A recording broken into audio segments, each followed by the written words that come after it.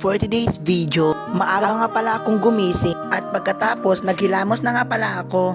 At sinabayan ko na rin ang pagbre-breakfast. At habang kumakain nga pala ako, napilitan kong videohan yung mga kapitbahay namin nagchichismis sa tatapat ng bahay. At niyaya nga pala ako ng pang-anim kong kapatid na maglaro ng volleyball, kaya sinamahan ko siyang naglaro. Habang nagvo-volleyball nga kami, napilitan yung kuya kong videohan yung bunso naming kapatid na umiiyak.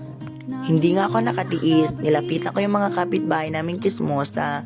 Ang sabi ko sa kanila, umuwi na kayo bago ko hiyampas tong talong sa mga bunganga ninyo. Charot! Habang nire-ready ko nga pala yung mga labahan ko. At doon nakita ko ng mga pinsan ko. Sabi nila gumala daw kami. So ayun nga, sumama ako sa kanila. At sinamahan ko na rin yung pinsan kong nagrampa. So ayun, for the go ang bakla. Dito na nga pala ang end ng vlog ko. Hanggang sa muling pag-vlog. Dahan-dahan